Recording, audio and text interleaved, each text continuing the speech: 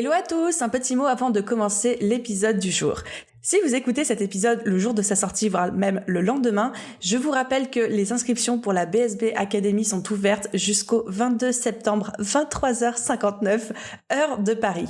La BSB Academy, c'est mon programme de renforcement business. C'est 12 semaines qu'on va passer ensemble avec un super groupe d'entrepreneurs et on va revoir absolument toutes les bases et toutes les stratégies que vous avez besoin de connaître pour faire décoller votre business. Donc, si vous avez envie d'un 360 degrés, si vous avez envie d'avoir toutes les clés dont vous aurez jamais besoin dans votre vie entrepreneuriale pour faire décoller votre business et passer au niveau supérieur, les inscriptions sont ouvertes jusqu'au 22 septembre, 23h59 et je vous mets le lien dans la bio. Bon épisode à tous!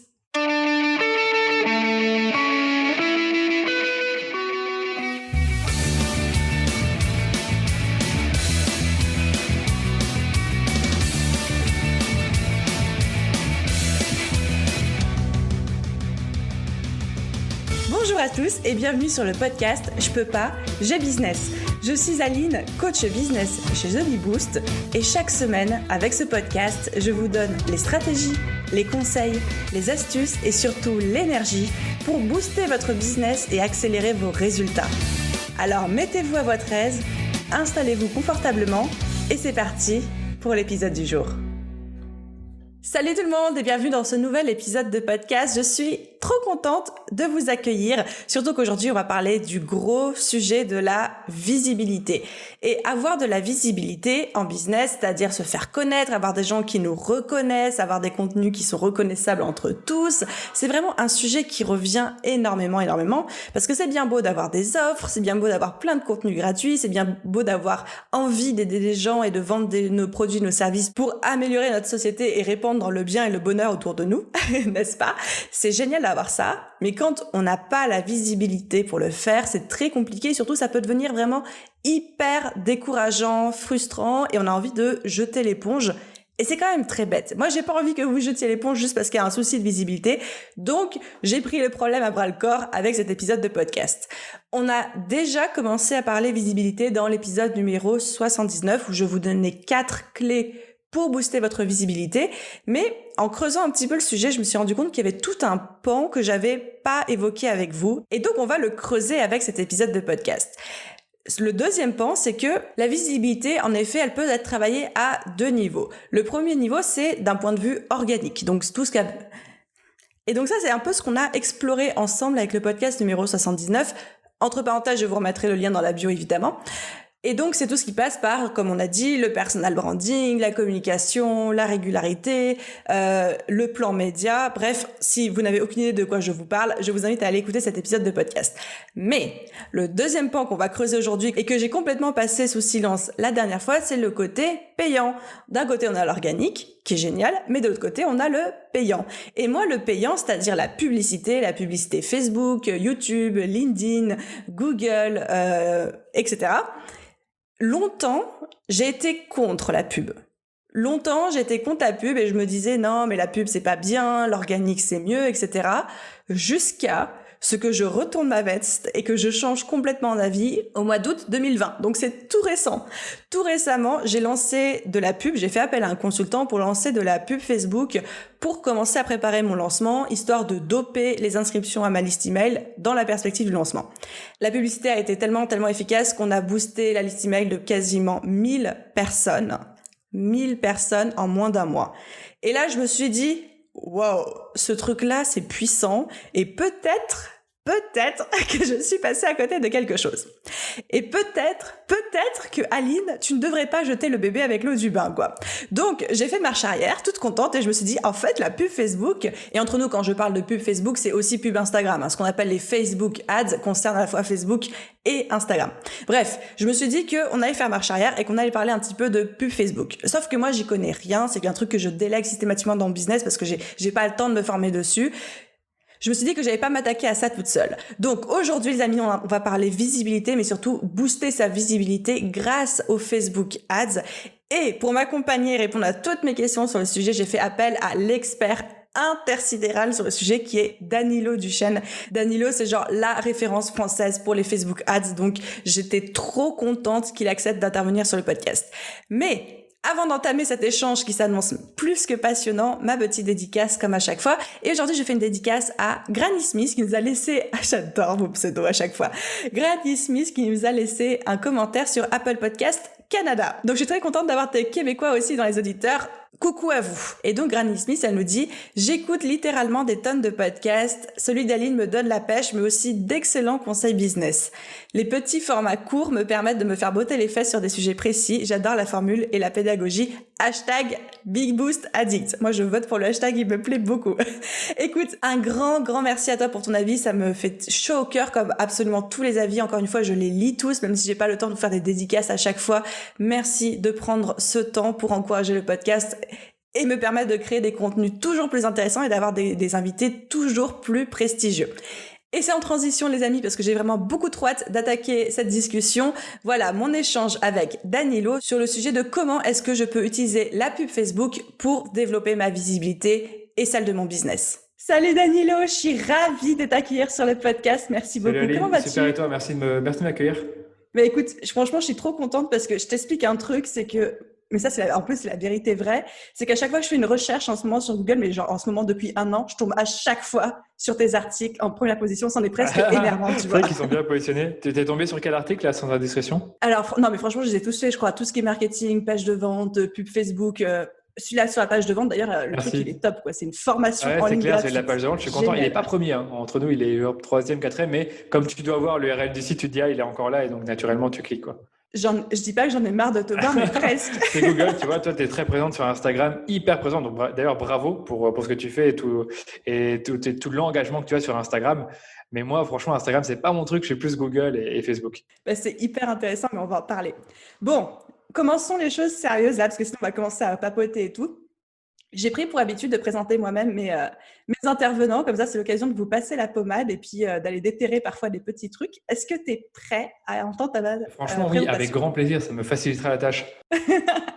Allez, c'est parti. Alors, Danilo, pour ceux qui ne te connaissent pas, moi j'ai envie de te qualifier déjà de génie du SEO pour la raison qu'on vient de citer juste avant.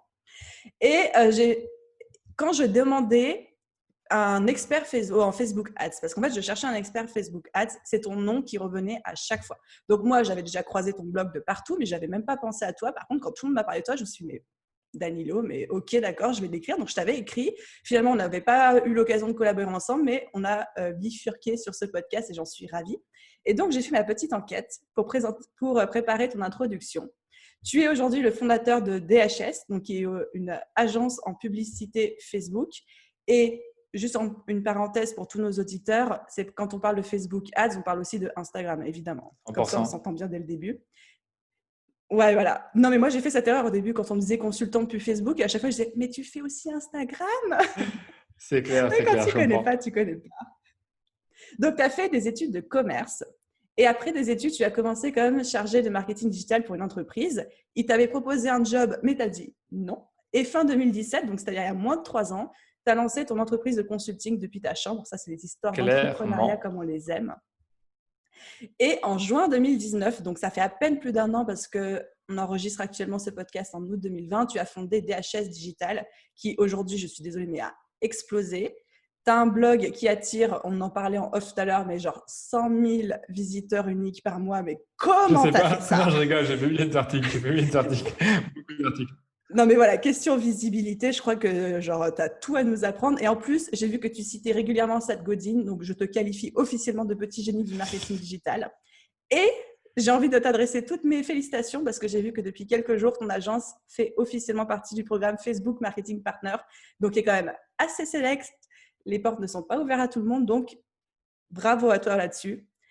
Et après avoir parcouru tous tes contenus, j'ai l'impression, et là tu vas me dire oui ou non, et je te laisse la parole, que tes 3 valeurs à toi, c'est travail, générosité et honnêteté. Est-ce que tu te Franchement, clairement, tu as bien identifié mes valeurs. Je t'en mettrai une autre. C'est la 4e, c'est humilité. J'aime bien rester humble dans ce que je fais et me dire que j'ai toujours des choses à apprendre, que ce soit des autres ou alors de mon expérience qui va évoluer avec le temps. Et comment va l'humilité après cette présentation? Franchement, justement, là, tu m'as... Surtout à la fin avec le marketing partner, je me suis senti, mon ego a bien été boosté. Non, mais c'est sûr que ce genre de certification, ça fait bien plaisir parce que comme tu dis, t'es vraiment sélectionné, quoi. C'est pas toi qui demande, c'est eux qui t'appellent en fonction des budgets que tu gères ou des pages Facebook que tu as en tant qu'agence. Donc, ça fait super plaisir ce genre de certification-là et ça te donne envie d'évoluer encore plus. C'est franchement toutes mes félicitations, c'est une belle consécration, surtout quand on voit à quel point c'est récent en fait, parce que c'est pas comme… Moi, je pensais que c'était genre 10 ans que tu faisais Non, ça, pas du mais tout. pas du Franchement, je peux tout. te dire, donc ça fait 2 ans et demi que je suis consultant vraiment indépendant et ça fait 1 an qu'on a fondé l'agence, comme tu l'as dit, en juin, juillet. Bon, en réalité, c'est vraiment début juillet, mais on va dire que juin, c'est là où est vraiment née l'idée et que je dis, je vais vraiment le faire. Et encore en juillet 2019, on avait trois fois moins de comptes publicitaires que maintenant et les budgets qu'on gérait étaient 10 fois moins élevés. Donc, tu vois qu'il y a une évolution en une année et ça fait plaisir et j'espère que d'ici l'année prochaine, on aura des budgets encore plus élevés qu'on puisse gérer, quoi. Et ça, c'est pas simple parce que ça demande comment dire ça, de trouver les bons clients, de gagner des appels d'offres. Ça, c'est compliqué aussi, tu vois. Et alors, petite question qui n'était pas du tout prévue, mais elle me vient comme ça. Est-ce que tu arrives à un moment, parce que j'ai l'impression que tu as quand même une croissance qui est hyper, hyper importante, est-ce que tu arrives à un moment où tu as même du mal à gérer ta propre croissance, c'est-à-dire à recruter, à t'organiser de manière à gérer le flou entre clients, ou est-ce que tu as vraiment la sensation de gérer Franchement, ça va. bien? Je peux déjà te dire que j'ai des bonnes personnes qui m'entourent, notamment Volna. Elle m'a déjà dit que tu la connaissais. Et elle m'a Ah beaucoup bah oui, aidé oui, à bien gérer la sûr. croissance, étant donné qu'il y a encore 1 an, ben, j'étais tout seul. Je n'avais quasiment jamais rien délégué, mis à part un stagiaire, Maxime Ebrard, qui nous écoutera peut-être. Mais fondamentalement, dédicace à lui Dédicace à qui m'a lui. bien aidé parce que quand il était là, ça m'a permis justement de gérer la croissance et de me développer et de créer du contenu, tandis que lui m'aidait à gérer les comptes pubs qu'on avait à l'époque. Et donc, pour répondre à ta question, est-ce que je me sens dépassé par ça? Non, heureusement. Je travaille pas plus que l'année passée, pas plus qu'il y a 6 mois. J'ai la tête sur les épaules. Je sais que pour évoluer, il faut recruter. Je sais qu'il faut avoir des process en interne. Je sais qu'il faut s'entourer de prestataires comme Volna, mais il y a aussi Dylan Murat qui est mon cousin et qui gère tout le site web, tout le podcast. Il y a aussi Noémie Siborek, qui est une graphiste et qui nous fait plein de contenu. Donc moi, tant que j'arrive en fait à déléguer tout ce qui dépasse mon expertise à des prestataires, ça m'aide justement à me construire sur l'essentiel. Et là, je me dis que ma vraie valeur ajoutée, c'est le fait d'accueillir les clients, de leur apporter quelque chose, de les comprendre, de comprendre leurs besoins, de faire un bon travail et ensuite de manager les personnes qui vont gérer l'opérationnel. Donc, je me dis que pour l'instant, ça va, mais on verra dans 1 an, parce que tu vois, il y a une différence entre avoir une équipe de 2 personnes et avoir une équipe avec 5 ou 10 personnes. Là, pour l'instant, on est 2, donc il y a moi, Quentin Vermersch, et une troisième personne qui va arriver en septembre. On verra déjà avec la troisième personne comment est-ce que je vais me sentir, comment est-ce que je vais assumer la gestion de 2 personnes, qu'il faudra voir si elles sont heureuses, si elles travaillent bien, si elles travaillent bien ensemble aussi. Donc, pour l'instant, ça va, mais on en reparlera dans 1 an, quoi. Ouais, ou même j'ai envie de dire dans 2 mois, s'il y a une petite période charnière, j'entends là Ouais, en septembre vraiment qui arrive. important. Mais Merci, félicitations en tout merci. cas, hein. Bon, alors du coup, je t'ai fait venir aujourd'hui sur le podcast pour qu'on parle pub Facebook, évidemment, vu que tu es… Alors, dans mon introduction personnelle, je t'ai qualifié de l'expert francophone Merci, sur le c'est sujet. gentil. Il y en Comme a ça, d'autres, tu il le y en a bien sauras. d'autres. Il y en a bien d'autres et on leur fait tous des grosses dédicaces. Mais encore une fois, c'est vrai que quand j'ai fait la demande auprès de mon réseau, c'était le nom qui est C'est sorti vrai? à chaque fois. Ok, Donc, je me dis, cool. il doit y avoir une Cool. raison pour ça, quoi. Peut-être ta Ouais, visibilité, il y ça a me fait peut-être la ça aussi. transition. Ouais, ça fait la transition parfaite, mais il y a sûrement ça, parce que franchement, des experts, je le dis pendant le podcast, il y en a plein qui sont très bons et qui je collabore aussi. Donc voilà. Non, non, mais il y en a des excellents. Enfin, moi, je sais que le consultant à qui je fais appel pour mon lancement, là, il est juste parfait. Je l'adore. Enfin, voilà. En tout cas, donc, ta visibilité fait qu'aujourd'hui, tu es sur ce podcast. Et donc, la visibilité rapporte des belles opportunités et des clients pour tous ceux qui nous écoutent. Du coup, ma petite question, c'est par rapport à tes 100 000 visites sur ton blog que tu as aujourd'hui, est-ce qu'il y a une partie qui vient de la pub ou c'est que En de fait, l'organique? l'organique, ça fait plus ou moins 75-80%. Donc oui, il y a une partie qui vient de la pub, il y a des parties qui viennent de LinkedIn, de sûrement Facebook, Instagram, mais globalement, 80% vient de Google et du trafic direct. Donc trafic direct, c'est quand quelqu'un tape ton nom dans la barre de recherche Google ouais, c'est juste ça. Quand il tape ton nom sur la barre de recherche Google, ou alors que c'est pas identifié par Google comme étant du trafic social ou un lien dans un email par exemple ou Messenger. Donc oui, je te dirais que 80% du trafic vient de l'organique. Donc très peu de pub. La pub, en fait, c'est du remarketing et je suis sûr que si je regarde là mes stats, j'ai peut-être 500, 1000 clics qui doivent venir chaque mois de la pub parce que c'est du remarketing et les taux de conversion sont assez élevés. Ça marche, c'est hyper intéressant. Et tu as fait de la pub Facebook vers ton blog, ton contenu, etc. dès le début, ou c'est quelque chose qui est venu après dans ton parcours J'en ai fait un tout entrepreneurial? petit peu au début, mais c'est vraiment pas ça qui a développé la visibilité du blog. Et là, aujourd'hui, je n'en fais pas. Franchement, je pourrais en faire, mais c'est pas une dépense que je veux assumer. Je préfère vraiment mettre, on en parlera après, mais mettre mes dépenses dans la promotion de démos à prospects, de lead magnets pour des gens qui connaissent déjà le blog, qui sont déjà qualifiés. Je souhaite même pas aller chercher des inconnus parce que j'ai pas envie. Enfin, c'est pas que j'ai pas envie, mais je sens que mes séquences mail sont pas assez bien pour vraiment faire passer un inconnu du point A où il me connaît pas et il a un problème au point B où il me connaît bien et il est prêt à acheter chez moi 3 semaines plus tard. Je pense pas que ce sera le cas. Je préfère vraiment prendre des gens qui me connaissent déjà et faire du remarketing. Donc, c'est hyper intéressant. Je pense que la première leçon qu'on peut tirer de ça, c'est que la pub Facebook ne remplace pas et ne remplacera jamais Mais l'organique, clairement, quoi. clairement, C'est clairement, tu peux pas, pour complémentaire. moi, tu peux pas juste te baser sur la pub Facebook pour ta visibilité. Tu ne peux pas imaginer que tu vas mettre 5 000 euros par mois dans des campagnes de trafic et espérer être visible parce que si tu arrêtes d'appuyer sur si tu arrêtes de mettre l'argent dans la machine, bah, tu n'as plus de trafic. Et puis, on n'est pas sûr que ces personnes-là soient... Enfin, le lien de confiance n'a pas été créé, le lien d'expertise, Bah, etc. Donc, pas de lien de c'est pas confiance, pareil. mais c'est surtout que sur Google, c'est des gens qui ont une intention, parce qu'ils ont un problème et ils veulent le résoudre. Ils cherchent un mot-clé, par exemple, comprendre la publicité Facebook. Ben, s'ils tapent ce mot-clé-là, c'est parce qu'ils veulent comprendre. Alors que quelqu'un qui voit la pub sur Facebook, c'est généralement quelqu'un qui est curieux, qui a été, comment dire, qui a été plongé dans une accroche qui lui a donné envie, mais pas forcément qu'il avait un problème. En tout cas, il y a beaucoup moins de chances que si c'était une recherche sur Google. Donc, ouais, grosse leçon que la pub complémente très bien l'organique, mais ne le remplace pas en aucun Clairement. cas. Allez, tu es prêt à Ouais, plonger dans le avec sujet? grand plaisir, Aline. Nickel. Alors, est-ce que tu penses, et ce serait intéressant qu'on confronte nos points de vue là-dessus, qu'il faut attendre d'avoir atteint un certain niveau en business pour faire de la pub Facebook pour développer sa visibilité, ou est-ce qu'on peut en faire Ben dès c'est le ça, début? c'est une bonne question parce que ça dépend de ce que tu entends par quel niveau. Moi, je dirais un niveau de revenu, un niveau de maturité. Je pense évidemment, si tu n'as aucune offre, faire la pub Facebook, c'est peut-être pas une bonne idée. Si tu as déjà une offre, tu l'as déjà validée, confrontée au marché, là, ça peut être intéressant de faire la pub Facebook pour mettre en avant cette offre, en tout cas quelque chose de gratuit qui mène vers cette offre payante. Si tu n'as pas beaucoup de revenus, admettons que tu gagnes 1500 euros par mois, admettons.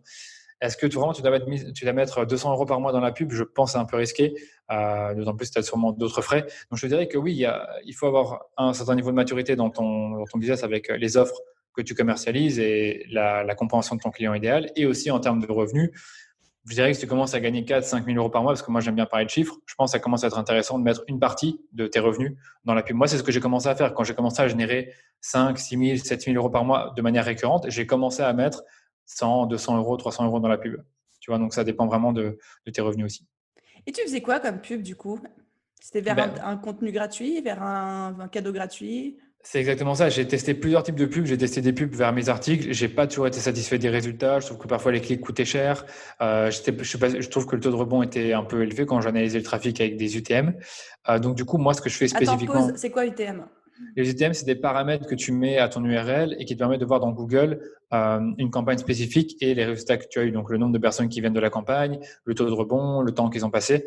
Donc, en gros, c'est des paramètres. Tu peux mettre, par exemple, comme source Facebook, comme médium, tu vas mettre ads pour dire publicité. Et comme campagne, bah, tu vas mettre le nom de ta campagne sur Facebook. Donc, Et c'est ça te un permet outil de tracking pour voir tes résultats spécifiquement sur cette pub. Ok. Ouais, exactement, dans Google Analytics. Donc ça, c'est plutôt bien. Et donc, je vais te dire, j'ai fait aussi des pubs de boost. Au début, j'ai fait beaucoup de boost sur Facebook. On en parlera peut-être. Maintenant, j'en fais beaucoup moins pour certaines raisons. Donc, on en parlera plus tard. Et aujourd'hui, je ne fais que des pubs vers mes aimants prospects. Donc, les aimants prospects, c'est généralement mon challenge pour attirer des leads pour mes services et le guide de la pub Facebook pour attirer des leads vers mes formations en ligne et vers mon utilisateur par la même occasion.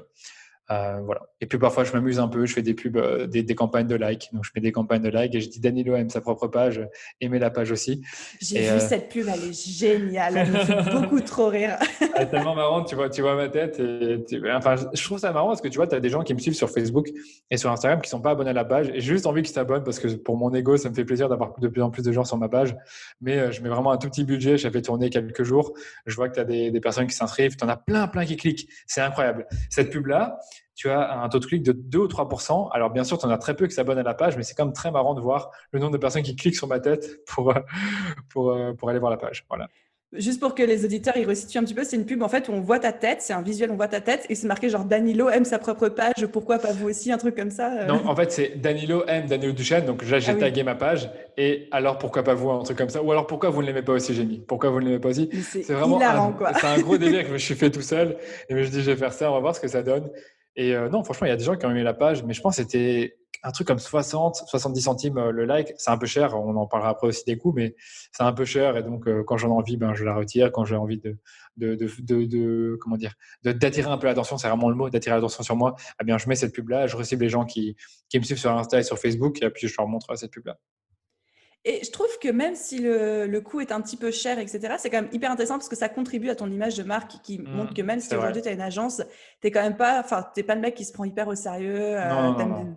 t'aimes bien délirer un petit peu, donc il y a ce bénéfice secondaire là aussi, quoi. Je pense aussi que c'est important, on pourra en reparler, mais c'est sûr que l'image que je renvoie avec mes contenus, elle est hyper importante et je veux rester pareil en fait. Même dans 3-4 années, je veux rester pareil, peut-être avec une pointe avec plus d'expérience, peut-être dans mon discours, mais toujours garder cet humour que je pourrais apporter, ce franc-parler.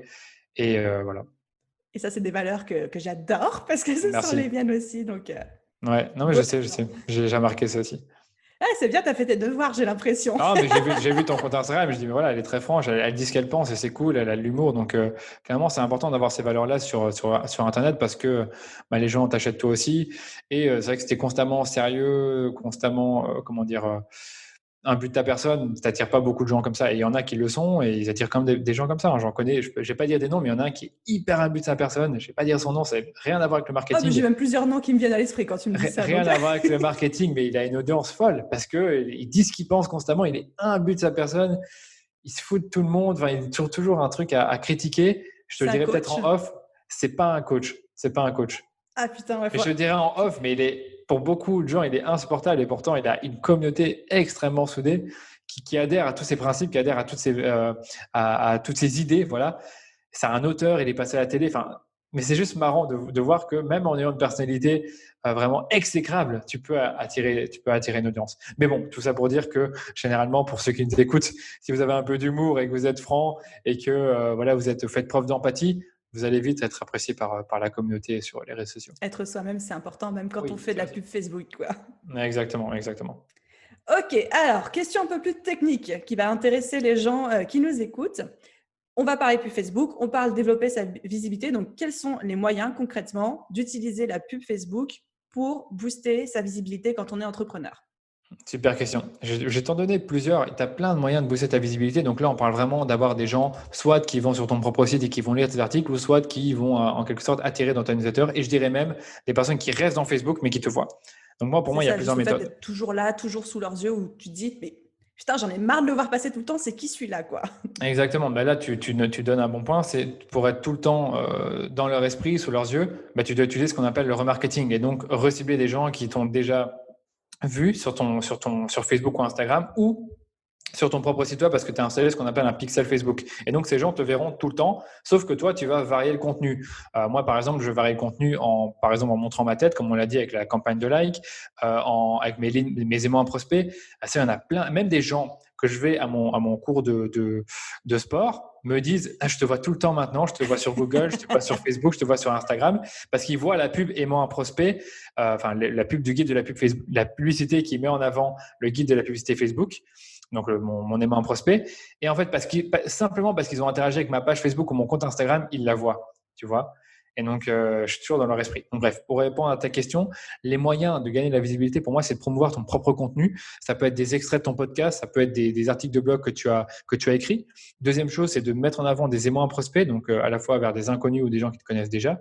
Aimants à prospects, pour ceux qui nous écoutent, ça peut être des checklists, ça peut être des guides, des e-books, des challenges, des séries de Ce qu'on vidéos. appelle des freebies, des leads magnets, des cadeaux Voilà. gratuits, enfin voilà, tout ça. Toutes des choses que vous donnez en échange d'adresse email, mais c'est quand même une façon de gagner en visibilité. Je vous ai mis aussi le fait de booster un post. Booster un post, et admettons, vous constatez qu'il y a un post qui a bien marché sur Instagram ou Facebook. Facebook, généralement, vous dit, voilà, cliquez sur le bouton promouvoir pour toucher plus de monde. Eh bien, en faisant ça, en effet, vous allez toucher plus de monde.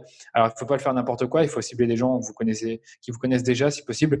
Je trouve que booster des posts envers des inconnus, ça marche pas tellement, quoi. Tu es juste visible, ils voient ton post, ils vont peut-être liker, etc. Mais En fait, ce type de campagne-là, les campagnes d'engagement pour booster un post, ça va vraiment chercher des gens qui vont engager avec le coût le plus bas. Et généralement, c'est un peu des gens qui like surtout constamment.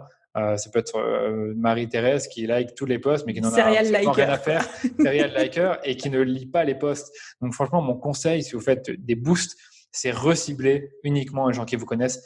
Je trouve que cibler des inconnus avec ça, ne sert à rien. Par contre, vous pouvez cibler des inconnus avec de la vidéo. Des vidéos qui sont courtes, qui parlent de vous, qui parlent de votre produit, qui parlent de votre histoire. Des vidéos ça peut être n'importe quoi, mais en tout cas des vidéos qui vont sensibiliser les gens par rapport à ce que vous faites.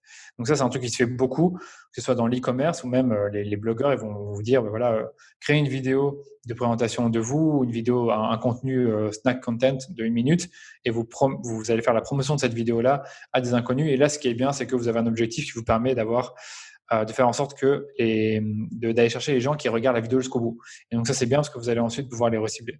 Donc, si je récapitule les petites pépites que tu viens de nous donner, là, tu nous as bombardé un petit peu. Donc, on peut utiliser… Non, mais c'est trop bien, tu as dit trop de trucs intéressants. On peut utiliser la pub Facebook pour booster sa visibilité en faisant la promotion soit de nos contenus directement, articles de blog, vidéo, podcast, soit en faisant la promotion de nos cadeaux gratuits, Lead Magnet et Moi Client, soit même en faisant des vidéos. Et si on utilise l'option booster un post que Facebook et Instagram n'arrêtent pas de nous proposer tout le temps, ça, c'est à utiliser avec parcimonie. Et ton conseil, c'est de le faire uniquement auprès des gens qui nous connaissent déjà.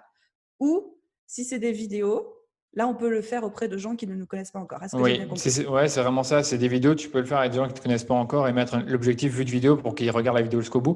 Moi, je ne suis pas un grand fan de ces méthodes-là. Honnêtement, je ne les utilise pas beaucoup. Il y en a certains qui ont des résultats avec ça. Moi, j'ai beaucoup écouté des podcasteurs qui expliquent qu'ils font de la vue de vidéo et qu'après, ils reciblent les gens ensuite qui ont vu la vidéo, qui leur proposent un lead magnet et que ces personnes sont déjà sensibilisées parce qu'elles se rappellent de la vidéo qu'elles ont vue. Elles ont été pre-frame. Je n'arrive pas à traduire ce mot. Elles ont été préqualifiées en quelque sorte. Préchauffées du fait qu'elles ont vu une vidéo. Donc, dans tous les cas, ça peut être intéressant de booster des vidéos parce que ça coûte pas cher en fait. Parce qu'en fait, une vue de vidéo, ça coûte généralement 1 à 2 centimes, voire même moins. Donc, admettons que vous voulez avoir 1000 vues de vidéo, en fait, 1000 fois 1 centime, ça fait 10 euros, je pense, pour avoir 1000 personnes qui regardent votre vidéo 10 secondes ou 15 secondes. C'est quand même déjà bien. C'est pas cher. Et je dirais une dernière chose que j'ai oublié de dire, c'est promouvoir un webinaire. Parce que si tu fais des webinaires toutes les semaines, ça te permet d'être visible, de rester dans l'esprit des gens. Un webinaire, c'est pas forcément quelque chose que tu vas vendre ou tu vas vendre absolument un produit, un coaching ou une formation. Tu peux très bien faire un webinaire pour éduquer ta cible, pour parler de toi, j'en sais rien, mais tu peux faire des webinaires purement à titre éducatif et ne pas forcément essayer de le vendre après. Donc, c'est une possibilité aussi. Top. C'est trop cool que tu aies abordé le sujet. C'est vrai que c'est une question qu'on me pose beaucoup dans mon audience. C'est est-ce que ça sert vraiment à quelque chose de booster le post quand Facebook ou quand Insta nous le propose ? Donc, ouais, je comprends. Maintenant, vous avez la réponse. Donc, oui, si c'est un bon. Je dirais, d'ailleurs, j'ai oublié de préciser, c'est qu'il faut booster les posts qui ont eu du succès. Vous n'allez pas booster des posts qui n'ont eu aucun succès. C'est pas en mettant de l'argent qu'ils vont tout doucement avoir du succès.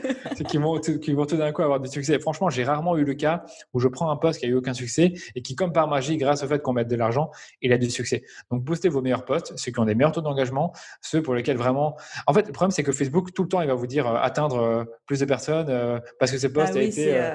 Vache à lait, quoi.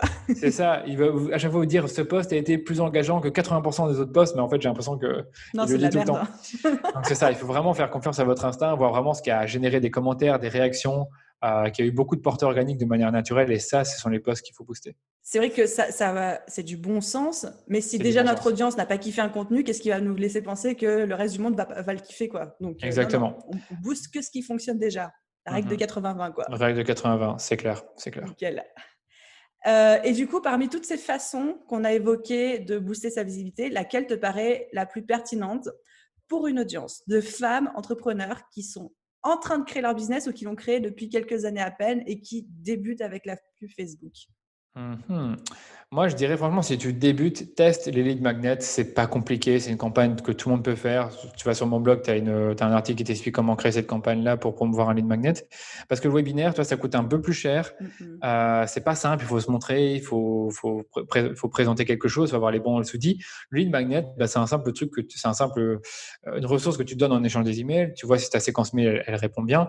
Le boost, je dirais que c'est trop simpliste et ça apporte pas assez de résultats. Donc, pour une femme entrepreneur qui a déjà un business qui roule depuis quelques années ou 1 ou 2 ans, je pense pas que c'est ça qui va vraiment lui apporter du chiffre, hein, ou en tout cas une vraie, un engagement auprès de sa communauté, alors que des gens qui s'inscrivent à ton newsletter, qui téléchargent une ressource, généralement, c'est toujours un peu mieux parce que tu vas réchauffer la personne avec des emails. Donc moi, mon conseil serait plutôt faire ça. C'est ce que je fais pour moi d'ailleurs, hein. Et d'ailleurs, ces campagnes-là, il y a des mois où elles sont très rentables, des mois où elles sont moins rentables, parce que c'est vrai que quand tu vends une formation à 500 euros derrière, une fois que si tu mets genre 1000 euros de publicité par mois, tu vends 3 formations et tu as déjà rentabilisé ton investissement.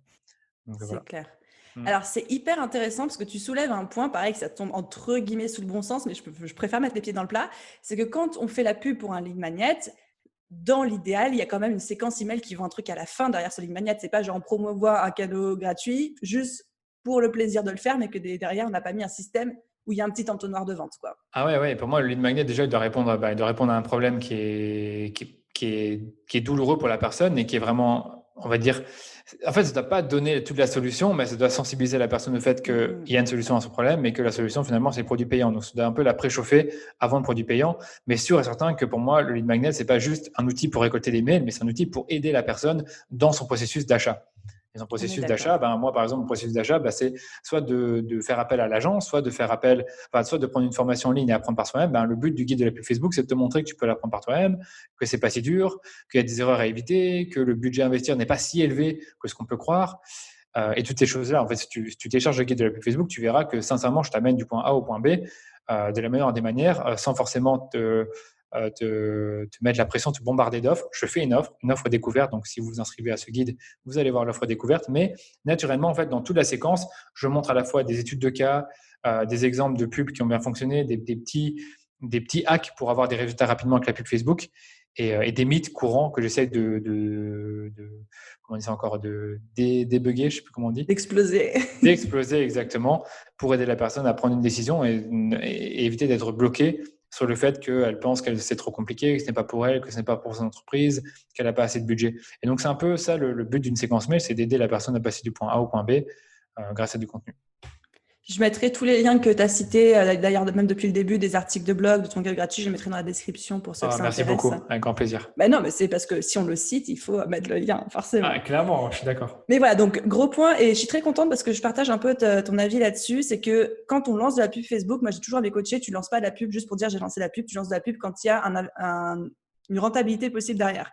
Donc on va pas faire la pub pour un cadeau gratuit si derrière il n'y a pas une séquence mail mise en place qui a un objectif de conversion et d'achat, quoi. Donc la première chose à mettre en place pour ceux qui nous écoutent avant même de balancer la pub sur quoi que ce soit, est-ce que vous avez une séquence mail et est-ce qu'à la fin de cette séquence mail vous proposez un truc payant?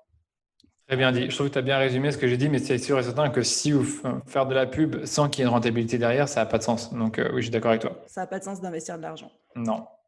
Et pareil, pour rebondir sur le fait de... c'est la partie où on va peut-être un peu confronter nos chiffres si tu es OK. C'est comme je te disais, moi, c'est le premier mois que je teste la pub Facebook vraiment à grande échelle, justement pour la promotion d'un lead magnet qui sert à booster ma liste email avant mon lancement du mois de septembre. Donc, c'est la première fois que je fais ça. Ça cartonne parce que je sais que ça fait un peu plus de 15 jours qu'on a lancé. Alors, ça fait 15 jours qu'on a lancé la pub. On en est à une moyenne de 56 centimes le lead et on a récolté 784 personnes sur la liste email. Franchement, c'est très bas. Moi, en temps normal, sur mon remarketing, j'ai 1 euro, plus ou moins 1 euro, 1,20 € le lead pour le guide de la pub Facebook. Mais après, c'est vrai qu'il y a un truc qu'il faut bien comprendre, c'est que c'est une pub qui tourne toute l'année. Donc, c'est vrai qu'il y a des gens qui sont constamment dans l'audience, qui vont constamment sur mon site et sur mes réseaux sociaux. Toi, en ton cas, comme c'est vraiment la première fois, je pense que tu fais de la pub à grande échelle, je sais pas combien tu mets comme budget. En fait, ça a explosé parce qu'en fait, il y a beaucoup de gens qui n'avaient jamais vu ce lead magnet-là, qui avaient été sur ton site et ton compte Instagram. Je sais que tu as une audience hyper engagée et qui se rendaient pas compte qu'il y avait quelque chose au-delà du compte Instagram. Et du coup, ça a bien fonctionné. Mais tu verras que ça risque d'augmenter un tout petit peu si tu laisses cette campagne tourner très longtemps. Après, là, c'est juste pour faire la promotion à une magnette spécialement pour ce lancement. Donc, c'est vrai que c'était un truc que j'avais pas créé avant et tout. Donc en plus de ça, c'est tout nouveau. Donc, la nouveauté, ça attire beaucoup. C'est sûr et certain. Tu peux me rappeler, c'est quoi comme lead magnet? Alors, c'est un cahier de vacances qui s'appelle Business Therapy, le cahier de vacances pour le business. Ben voilà, tu l'as appelé cahier de vacances. Donc, comme c'est les vacances, c'est un sujet qui est, oui, évidemment, qui est saisonnier. C'est fait exprès, c'est très intelligent. Donc, évidemment, que tu as des leads qui coûtent pas cher. Au niveau de ta cible, c'est qui? C'est les mêmes personnes qui nous écoutent, donc les femmes entrepreneuses qui sont en activité depuis 6 mois à 1 an, qui connaissent déjà un petit peu BeBoost et qui ne sont pas encore inscrites à ma liste email. Voilà, c'est ça. Donc, ça va, c'est une cible qui, dans certains cas, il y a des cibles qui coûtent beaucoup plus cher que d'autres et d'autres moins cher. Donc, les femmes entrepreneuses, enfin, c'est normal que ça coûte plus ou moins ce prix-là. Moi, je sais que pour ma cible aussi, à moi, c'était consultant, indépendant, formateur. Je sais que c'est entre 1 et 2 euros, voire même un peu moins si je suis bon et que j'ai une bonne offre. Donc, pour moi, c'est normal. Les coûts que tu as, ils sont très bons. Très, très bons parce que 50 centimes le litre, c'est encore très bien. On parlait déjà de ça il y a 3-4 ans et encore aujourd'hui, tu arrives à avoir 50 centimes le lead. Mais je peux te dire, par contre, que j'ai certains clients dans tout ce qui est fitness, il y a remise en forme, alimentation. Là, les leads, c'est généralement 25 centimes quand on est très bon, quoi. Donc, c'est encore moins cher. Ah, c'est trop cool. Ouais, eux, ils ont de la chance. Pourquoi? Parce que la cible est beaucoup plus large, parce que le panier moyen il est moins élevé, donc naturellement, les leads coûtent moins cher. Ah, mais on a eu des stories Instagram, pour rentrer un peu dans les détails, qui étaient à 14, 12, 14 Oui, centimes le litre, quoi. C'était ouais, génial. j'allais dire, c'est ça, c'est les stories Instagram, ça coûte moins cher en plus, donc tu peux avoir des leads justement beaucoup moins cher parce que les CPM des stories Instagram sont moins élevés. Les CPM, c'est les coûts par mille. Je fais la traduction à chaque fois Ouais, bien sûr, le coût par mille, c'est pour ça. l'audience. Mhm. Donc, si on ramène ça à une globalité, quand on fait de la pub, sur quelle mesure on peut se dire on a des bons résultats ou des mauvais résultats en fait? Est-ce que tu arrives à nous donner des chiffres ou pas? 100%. Des chiffres, oui, on en a déjà un peu parlé, mais tout ce qui est mesure, c'est vrai que c'est important de suivre les bonnes mesures. Et la mesure qu'on suit en priorité, c'est ce qu'on appelle le coût par action. Ça peut être le coût par achat, ça peut être le coût par lead, ça peut être le coût par clic. Donc, tu dois mesurer en priorité ce pourquoi tu optimises pour ta campagne et quel est ton objectif de base. Donc, si ton objectif, c'est de générer des leads, tu vas mesurer ton coût par action et son évolution au fil du temps et également la comparaison du coût par action entre tes différentes pubs, tes différentes audiences et différentes campagnes. Donc, c'est une campagne dans les stories et que tu compares à une autre campagne dans le feed d'actualité, eh bien, tu verras peut-être que les coûts par action sont différents d'une campagne à une autre et tu décideras de mettre peut-être plus de budget sur une campagne ou une autre. Donc, ça, c'est la première métrique que tu regardes. Deuxième, c'est le volume de conversion. Tu peux me dire que tu as 2 leads à 20 centimes, ça ne m'impressionne pas. Par contre, moi, si tu as 200 leads à 20 centimes, là, pour moi, c'est beaucoup plus impressionnant parce que tu as eu un volume de leads important à un coût qui est pas élevé. Donc, le volume est important aussi avant de mesurer les résultats d'une campagne. Il n'y a pas vraiment de volume parfait pour savoir si la campagne est rentable ou pas. Je te dirais que Facebook dit qu'il faut avoir au moins 50 conversions par semaine par ensemble de pubs pour que la campagne soit, on va dire, active, optimale et qu'il n'y ait pas forcément des oscillements, on va dire j'arrive pas à dire de l'instabilité. Enfin bref, ça pour te dire que tu dois toujours mesurer aussi le volume d'action et pas seulement le coût par action. Troisième métrique que moi j'aime bien regarder, c'est tout ce qui concerne le taux de clic. Donc le taux de clic, c'est une mesure de l'intérêt de ta publicité parce que ça mesure en fait le nombre de clics que tu as eu par rapport au nombre d'impressions. Donc si tu as eu 10 clics et 100 impressions, tu as eu un taux de clic de 10%, ce qui est énorme. En temps normal, tu as un taux de clic de 1 à 2%, soit 1 à 2 clics par 100 impressions. Donc ça, c'est important aussi de le mesurer et de voir comment il évolue avec le temps, de le comparer avec entre tes différentes pubs, parce que tu peux très bien avoir une pub avec un taux de clic de 1% et une autre avec un taux de clic de 2%, ce qui veut dire que pour le même budget, tu as 2 fois plus de clics. Tu vois ce que je veux dire? Donc, c'est hyper important de mesurer cet indicateur-là aussi. Et puis après, tu as des indicateurs comme CPC, coût par clic. Donc, tu vois ton coût par clic, comment il évolue au fur et à mesure du temps.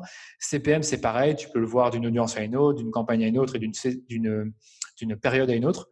Et tu as aussi ce qu'on appelle la répétition. C'est aussi très important, c'est de mesurer chaque semaine, tous les 7 jours, quel est le taux de répétition pour la publicité ou l'audience en question. Et donc, si tu vois qu'il est au-delà de 3 en remarketing, tu commences tout doucement à saturer ton audience. Et encore, je te dirais que ça dépend vraiment du business, des cibles, de l'offre. Dans certains cas, 3, ça pose pas de problème. Dans d'autres, ça pose un gros problème. Donc, la répétition, c'est aussi important de la mesurer. Voilà pour les indicateurs. La répétition, c'est le nombre de fois qu'une personne va voir ta pub pendant la semaine. Sauf que c'est en moyenne. Donc, c'est-à-dire que si tu vois 3, ça veut dire que c'est en moyenne 3 tous les 7 jours, mais ça veut dire qu'il y en a peut-être qui l'ont vu 10 fois et d'autres une fois. Et c'est vraiment le cas. Il y en a vraiment qui vont vraiment l'avoir 10 fois en une semaine, voire même plus, et d'autres qui vont l'avoir 2 fois. Et donc, du coup, la répétition sera une moyenne de ça. Ça marche. Top. Merci pour tous ces indicateurs. Ça me soulève une autre question. Du coup, je pars en freestyle par rapport à notre trame, mais c'est pas grave, ça va bien quand même. Tu soulèves un truc très important qu'on n'a pas forcément encore évoqué, c'est que quand on lance de la pub Facebook, par exemple, je veux faire connaître un de mes cadeaux gratuits. Ouais. Et quand je vais lancer ma pub Facebook, je vais pas créer un visuel et lancer la pub Facebook avec un visuel. Généralement, on crée plusieurs visuels, voire même des fois plusieurs textes différents, et on va tous les lancer en même temps. Et on va voir après ensuite ce qui fonctionne le mieux et pouvoir après supprimer ce qui ne fonctionne pas, mettre plus de budget sur ce qui fonctionne bien. C'est vraiment ça. Mmh. Donc, ouais, c'est important de comprendre que même une pub pour un cadeau gratuit à une manette, des fois, il y a 5 visuels, 4 textes différents, plein de combinaisons possibles qu'on peut tester. Oui, c'est vrai que pour préciser à l'audience, oui, en effet, il faut tester plein de combinaisons possibles. Alors, tu peux être très paresseux comme moi. Et en fait, moi, par exemple, pour le guide de la pub Facebook, j'ai quoi? 4-5 pubs différentes avec le même texte depuis un an. J'aurais pu faire des changements, mais Ouais, vraiment, mais 4-5 en étant paresseux. Donc, en il y étant en a déjà qui paresseux, nous écoutent qui sont en train de se dire, mais c'est beaucoup 4-5. non, franchement, si vous regardez, en fait, vous allez dans la bibliothèque publicitaire de Facebook, on en parlera après, vous tapez le nom de ma page et vous verrez qu'il y a la même pub, mais déclinée en 5 versions avec 3 visuels différents, une vidéo et encore une autre version. Non, 4 visuels différents, pardon, et une vidéo, tu vois. Donc, bien sûr, je vais commencer à les rafraîchir, mais le truc, c'est comme c'est une campagne qui tourne toute l'année et que c'est toujours des personnes nouvelles qui arrivent. Alors oui, il y en a qui sont constamment là, comme on l'a dit. C'est pas besoin de les rafraîchir tout le temps, tu vois. Ouais, super important. Merci d'avoir souligné ça. Alors, pareil, on revient un petit peu en mode plus technique. Ouais. Quelles sont les grandes étapes pour débuter dans la pub Facebook quand on en a, mais genre jamais fait? Ben ouais, c'est ça. Quand tu n'en as jamais fait, eh ben, les grandes étapes, je vais te les donner parce que j'ai l'habitude de les donner tout le temps. La première étape, c'est de te créer un compte Business Manager dans lequel tu vas à la fois y mettre ta page Facebook, si tu as une page, j'espère que tu as une page, dans lequel tu vas également créer un compte publicitaire avec lequel tu vas faire des campagnes. Et une fois que tu as ça, tu vas pouvoir faire des campagnes. Sauf que il manque une dernière chose à notre équation, c'est installer ce qu'on appelle un pixel Facebook sur ton site. Il y a plein de ressources sur le web qui t'expliquent comment installer ce pixel Facebook, dont la mienne, mais qui n'est plus à jour. Donc, si tu vas sur mon site pour voir comment installer le pixel Facebook, malheureusement, tu n'auras plus la bonne info parce que ça a changé. Ça change tout le temps. Mais donc voilà, quand tu débutes, c'est Business Manager, rattacher la page, créer ton compte publicitaire. Tu verras qu'il faut y mettre un moyen de paiement, information de TVA, etc. Et installer un pixel Facebook. Une fois que tu as fait tout ça, tu vas pouvoir lancer ta propre campagne, mais il ne faut pas le faire n'importe comment parce que tu dois choisir ce qu'on appelle un objectif publicitaire. Donc ça, c'est là, pour moi, l'étape de base, c'est-à-dire choisir pourquoi tu veux optimiser ta campagne. Parce que selon l'objectif que tu choisis, Facebook n'ira pas montrer les pubs aux mêmes personnes et à la même fréquence dans ton audience. Donc ça veut dire quoi? Ça veut dire que si tu as une audience de 300 000 personnes et que tu mets l'objectif trafic, Facebook ira te diffuser ta pub aux personnes les plus susceptibles de cliquer sur la pub et donc de te donner un coût par résultat le plus bas possible. Puisque Facebook optimise toujours pour un résultat pour toi. Ce résultat peut être des clics, ça peut être un nombre de personnes touchées, ça peut être du brand awareness, mais ça peut être aussi des conversions. Dans la majorité des cas, les annonceurs utilisent l'objectif qui s'appelle conversion et pour lequel tu optimises une action spécifique que tu vas définir. Ça peut être l'achat, ça peut être l'inscription terminée, ça peut être un ajout au panier, un paiement initié. Tu as plein d'actions possibles pour lesquelles tu peux optimiser ta campagne. Et donc, de base, tu dois savoir pourquoi tu fais une campagne. Généralement, pour ceux qui nous écoutent, vous avez quoi? 3-4 grands objectifs qu'on utilise le plus souvent. C'est soit trafic pour générer du trafic sur une page web. C'est soit engagement, donc interaction pour avoir des personnes qui interagissent avec vos publications. C'est ce qu'on appelle les boosts.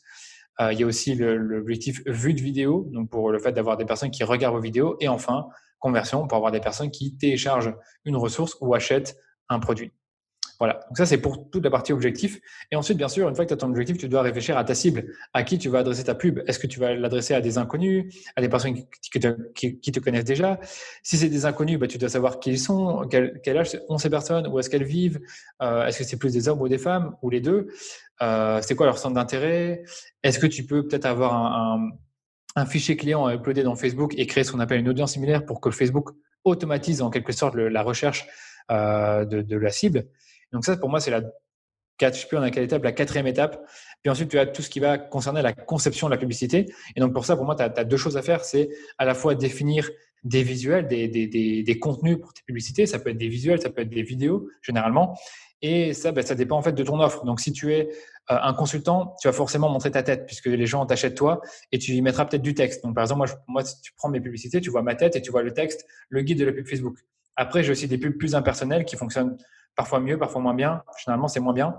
Et tu peux aussi avoir des vidéos où tu es face caméra, tu parles, ou alors tu fais une vidéo en selfie, ou alors tu fais une vidéo plus shootée, professionnelle, avec des monteurs, ou ça peut être des vidéos, on appelle ça encore des vidéos animées, où tu vas mettre du texte, des photos. C'est possible aussi. Donc, tu vois, tu as différents contenus que tu dois définir à l'avance et ensuite différents textes. Donc, les textes, c'est ton accroche. C'est comment tu vas accrocher l'attention des gens et comment tu vas leur donner envie de télécharger ou de cliquer sur ta ressource. Tu vois. Et donc, le texte, ça peut être différents angles d'approche. Tu peux commencer par une question.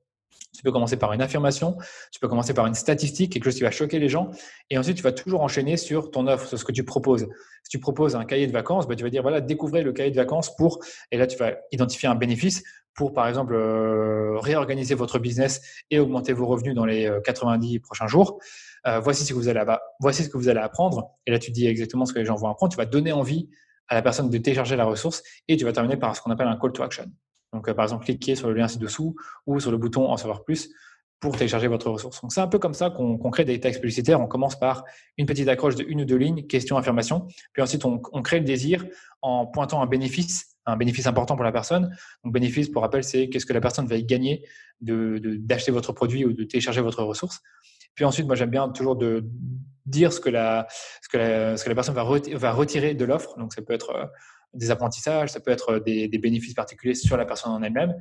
Et ensuite, terminer par un call to action, ce qu'on appelle la structure AIDA, attention, intérêt, désir et action.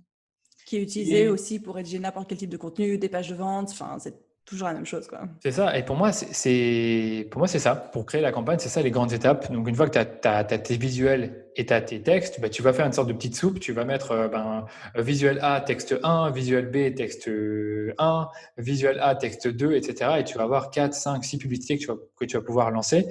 Pas forcément simultanément, mais que tu auras au moins une sorte de stock, une sorte de banque de publicités que tu vas pouvoir utiliser pour constamment avoir du contenu frais qui va arriver dans le feed d'actualité ou les stories des utilisateurs. Voilà. Boum! Alors, tu nous as balancé un nombre d'informations. C'était trop cool. C'était cool, hein? Ouais, grave. Alors, moi, j'écoutais, j'étais en mode, mais c'est trop bien. Et une dernière chose, excuse-moi, chose. Dans ce framework-là que je vous ai donné, c'est j'aime bien, moi, avoir une approche qui s'appelle 3x3. Donc, tu as une campagne avec 3 cibles et 3 publicités au moins. Tu vois, donc 3 cibles, ça peut être cible lookalike, audience similaire des clients, cible intérêt, un intérêt, par exemple, dans mon cas, ça peut être pour le marketing digital. Et troisième cible, ça peut être une lookalike sur base de mes prospects. Tu vois, tu auras à chaque fois 3 cibles. Et pour chaque cible, tu as 3 pubs au moins. Parce que tu veux varier les pubs. Ça dépend vraiment de ton approche, mais certains aiment bien l'approche où ils vont faire varier le format de la pub et garder plus ou moins le même angle d'approche. D'autres vont faire varier l'angle d'approche et garder plus ou moins le même visuel ou le même contenu. Et d'autres vont faire un peu un mix de tout. Moi, j'aime bien faire le mix. J'aime bien faire le mix du contenu, de l'approche et du format parce que différentes personnes réagissent à différents leviers émotionnels, voilà, et vont aussi réagir à différents formats de contenu. Donc, certaines personnes ont plus tendance à regarder des vidéos, à cliquer sur des pubs vidéo. D'autres personnes cliquent plutôt sur des pubs images et d'autres cliquent plutôt sur des pubs carousel. Tu vois, ça dépend vraiment des personnes. Et donc, comme ça, quand tu fais ça, tu aides Facebook tu donnes à Facebook toute la data nécessaire pour qu'il puisse montrer la bonne pub à la bonne personne au bon moment. C'est un peu ça la promesse de Facebook quand tu utilises différents formats, différentes accroches, différents visuels et différents placements et différentes audiences. Voilà. Merci. Au revoir, ciao. Ouais, c'est vraiment ça. Non, mais en vrai, moi, je retiens un truc, mais c'est un truc que tu répètes déjà beaucoup aussi sur ton blog. D'ailleurs, je crois que tu le répétais énormément. J'ai lu cet article sur les erreurs à ne pas faire ou les erreurs que toi, tu as commises et que tu partages, qui est top comme article. Merci. Et en fait, les pubs Facebook, le secret, c'est du test. Tu sais jamais à l'avance exactement ce qui va fonctionner ou pas, quoi. C'est vrai que tu sais jamais à l'avance, mais tu peux parfois prédire certaines choses, quoi. Par exemple, sur nos business e-commerce, on sait que déjà quasiment à tous les cas que les lookalikes vont mieux fonctionner. On sait que les photos, admettons qu'on est dans la chaussure ou dans la joaillerie, on sait que les photos, on voit la chaussure de très près et le bijou de très près, ça fonctionne toujours mieux que quand on le voit de plus loin avec un mannequin. Donc, tu as toujours certains learnings que tu peux avoir, mais c'est vrai que tu peux difficilement prédire à l'avance le fait qu'une audience va fonctionner mieux qu'une autre, généralement ça. Et ça, c'est des tendances aussi. Je pense que les tendances oui, c'est des tendances. Ce sera plus valable dans 1 an ou dans 5 ans. Hein. C'est ça. Il y a un autre truc que je veux rajouter dans le framework que j'ai partagé, c'est la recherche de publicité. Donc, je dirais avant de préparer tous vos messages, tous vos angles d'approche, tous vos visuels, allez dans la bibliothèque publicitaire de Facebook. Le lien, c'est facebook.com/ads, donc ads, librairie en anglais, donc j'ai pas envie de le prononcer, et vous tapez le nom de vos concurrents ou vos concurrents indirects ou des pages que vous admirez et vous regardez leur publicité. Vous allez observer que généralement les critères suivants, c'est que vous allez voir qu'il y a souvent une même publicité qui est déclinée en différentes versions avec différentes images ou différentes vidéos, mais avec le même texte, ou des pubs justement totalement différents, vraiment des angles d'approche totalement différents. Et ça vous aide parfois à voir un peu la tendance et comment vos concurrents communiquent et quelles sont leurs offres en plus. C'est vrai que ça, c'est une astuce qui est vraiment pas connue, mais qui gagne à être connue. C'est qu'aujourd'hui, on peut accéder gratuitement et publiquement aux pubs de n'importe qui. Donc, ça veut dire que si vous avez un concurrent, vous allez exactement avec le lien que Danilo vous a donné et vous pouvez voir les pubs qui sont en train d'être Oui, retournées, en active. fait, Un qui petit sont conseil actives. là, pour ceux qui nous écoutent, c'est que si vous voyez que la pub est active depuis 3 mois, c'est qu'elle fonctionne. Donc ça, c'est toujours intéressant de le noter. Si vous faites vraiment une analyse concurrentielle très approfondie, faut pas croire que ça se fait en 10 minutes, ça peut prendre des heures, le temps de regarder, de faire des captures d'écran, d'observer un peu ce qui marche, de cliquer sur les pubs, parce que vous pouvez même cliquer sur les pubs et voir les landing pages et voir aussi les tunnels de vente qui sont derrière. Donc il y a un énorme travail qui peut être fait grâce à cet outil qui est gratuit par Facebook. Transformez-vous en ninja, ça c'est mon conseil. C'est vraiment ça, c'est vraiment ça, Mais tu en sais, espion. et c'est ça. Mais non, mais c'est passionnant en fait, c'est vraiment passionnant. Je Il y sais. a une métaphore qui m'est venue quand je t'écoutais donner ton framework, mais j'ai l'impression qu'en fait, quand tu montes une pub Facebook, c'est quand tu montes un mini business. C'est les mêmes étapes. Quels sont mes objectifs? Quelle est ma cible? Qu'est-ce qu'ils font mes concurrents et comment je peux me positionner par rapport à ça? Et ensuite seulement, on crée des visuels et on crée des textes. C'est genre C'est les vraiment ça. dernières étapes, quoi. C'est les dernières étapes, quoi. C'est quand tu connais vraiment ta cible, quand tu sais ce qui a déjà été fait, quand tu connais ton objectif, tu connais ton offre, tu sais je dirais même pas seulement ton offre, mais aussi tout le truc qu'il y a derrière. Donc, Toute la machine, ouais. voilà. C'est hyper intéressant. Enfin, je regrette de ne pas m'y connaître plus que ça. Je C'est rêverais de vrai. me former un jour, mais je n'ai juste pas le temps, c'est pas ma priorité. C'est Donc c'est ça, pour ça c'est que pas je ta délègue. priorité, tu dois le déléguer. Et puis, moi, je te conseille vraiment de faire de la pub Facebook toute l'année, hein. Je pense qu'on en avait parlé. Tu m'as dit que tu en faisais pour 1 mois ou 2. Fais-en toute l'année, hein. Franchement, tu as toujours une opportunité de faire de la pub Facebook. Et comme moi, en fait, mettre 500, 600, 700 euros par mois, c'est un peu les sommes que je mets en fonction des mois pour l'instant. Mais je compte augmenter constamment mes budgets. Parce que moi, plus je fais du chiffre d'affaires, plus je peux augmenter dans la pub parce que j'ai vraiment un budget qui est dédié à ça. Dans mon truc Excel, là où je mets un peu mes dépenses, eh bien, à chaque fois, j'augmente la dépense Facebook parce que je sais que mon business évolue. Donc, voilà. Mais c'est intéressant ce que tu dis. Je t'avoue que j'en avais pas fait jusqu'ici parce que pour le coup, moi, j'étais pas, même si j'aime pas ce terme parce que je trouve que ça fait un peu prétentieux, mais un petit peu victime de ma croissance dans le sens où avant, je faisais juste du coaching à l'heure. Et Ah j'avais oui. déjà plus de demandes de clients que ce que je pouvais en prendre. Donc, ça faisait aucun sens pour moi de faire de ça la ouais, pub par-dessus ça. Tu vois, c'était genre juste, j'arrive déjà pas à gérer les demandes entrantes. c'est vrai, c'est Maintenant vrai. que le business model évolue, qu'il y aura un programme en ligne où là, je suis plus en train de changer mon temps contre de l'argent et tout, effectivement, ça va devenir ultra pertinent pour moi, quoi. C'est ça. Franchement, les programmes en ligne, ça reste vraiment hyper intéressant pour scaler ton business parce que tu le crées une fois. Après, c'est certes l'actualiser chaque année, mais après, ce que le vrai travail, c'est de faire le support, c'est de répondre aux questions de tes clients, de les accompagner. Mais globalement, ça permet de scaler plus facilement que du coaching. Ah mais ça, tu prêches, je suis convaincue et je sais qu'il y en a beaucoup qui sont déjà convaincus dans l'audience aussi. Bah, je m'en doute, je m'en doute. J'ai un dernier truc aussi à dire que ça remonte un petit peu, mais quand tu étais à l'étape d'installer le pixel Facebook sur le site, donc c'est ceux qui sont sur WordPress ou quoi, c'est un petit bout de code ou un plugin, j'ai envie vraiment de dire à tout le monde, c'est le genre de truc que vous devez faire ce soir, même si vous ne faites pas encore de pub, parce qu'en fait, le pixel Facebook va recueillir des données, si je ne me trompe pas, même avant qu'on lance de la pub, et plus il sera installé avant que vous commenciez à faire de la publicité, plus il sera pertinent dès le début, en fait. Exactement, exactement. C'est vrai j'aurais dû le dire, tu as raison, c'est un très bon point. Il faut l'installer dès le début. Et j'ai pas été dans les détails, mais si vous pouvez installer ce qu'on appelle les événements standards grâce à votre intégration partenaire, faites-le parce que les événements standards, ça permet de tracer à la fois des événements qui ont lieu sur votre site, donc comme des achats, des formulaires qui sont remplis, des pages de vente qui sont vues. Et c'est des trucs que vous le faites une fois et au fond, au moins, vous avez les données sur ça aussi parce que vous allez pouvoir optimiser vos campagnes pour obtenir plus d'achats ou de prospects. Et en fait, plus Facebook a des informations là-dessus, mieux il fonctionne. Donc, si vous installez votre pixel aujourd'hui et que dans 6 mois, vous installez le pixel achat, le pixel achat n'aura eu des données que au moment où vous l'avez installé. Donc, c'est un peu dommage. Donc, installez tout de suite le pixel, même si vous n'avez pas envie de faire la pub dans l'immédiat. Et moi, je vous conseille, pour celles qui sont sur WordPress, le plugin qui s'appelle Pixel Caféine. Je trouve très bien. C'est ça. Il est très bien. Franchement, il y a plein de kits qui expliquent comment l'installer. C'est vraiment tout bête. Ça installe le code à votre place. Mettons que vous avez une page de remerciement pour un achat. Eh bien, vous mettez le pixel achat sur cette page de remerciement. C'est vraiment pas compliqué. Si vous êtes sur un Shopify ou sur un Wix, vous mettez juste le code et il fait tout à votre place. C'est dingue. Vous mettez juste le code et après, en fait, il sait que les pages où il y a un achat, c'est celle-ci. Celle où il y a un formulaire rempli, c'est celle-ci. J'ai des clients qui l'ont installé une fois. Ils ont mis un simple code et ça a toujours bien fonctionné, quoi. Nickel. Donc ouais, c'est important de le dire. Et si déjà il y a plein de pixels qui sont installés avant la fin de cet épisode, on aura accompli notre mission. Ah, mais je pense que oui, je pense que oui. Mais dites-le nous, de toute façon, pas les commentaires, mais si tu fais une publication, il faudrait que les personnes qui nous écoutent, au moins, nous disent si elles ont implémenté notre conseil. Vous avez le droit d'aller harceler Danilo de messages sur Instagram parce qu'il n'est pas assez présent sur Instagram. Donc, Exactement. envoyez-lui plein de messages là-bas. Sur Instagram, vous pouvez me suivre, vous pouvez m'envoyer des messages, ça serait un grand plaisir. D'ailleurs, je ne sais pas comment tu fais à avoir une communauté aussi active sur Instagram. J'ai l'impression qu'il faut vraiment y être très souvent et créer beaucoup de contenu authentique, se montrer, chose que je ne fais pas. Je pense que peut-être qu'actuellement, toi, ta valeur ajoutée, c'est ton blog. Tu vois, on parlait des chiffres incroyables que tu as dessus. Moi, c'est Instagram.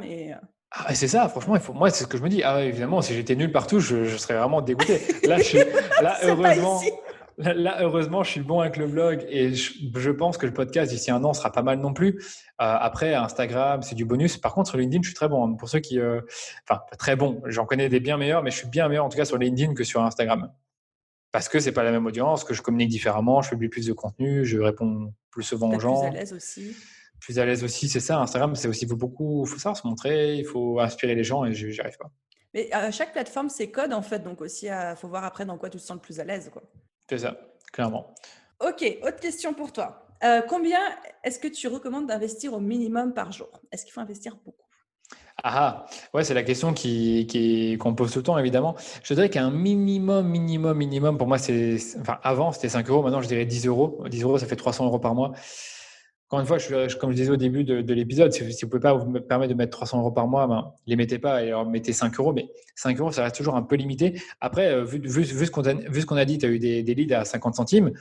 Si tu mets 5 euros par jour, ça te fait 10 leads par jour. Si tu en fais 300 par mois, peut-être qu'avec 300, tu peux en convertir un ou deux et générer un revenu derrière. Donc, tu peux très bien commencer avec 5 euros par jour. C'est juste que les résultats, le volume de résultats ne sera pas très conséquent quand tu mets 5 euros par jour. Alors, quand tu mets 10 euros, c'est déjà un peu mieux. Quand tu mets 15, c'est encore mieux. Et quand tu mets 20, là, tu commences tout doucement à avoir une certaine inertie qui serait avec la pub. Donc, pour moi, c'est un minimum.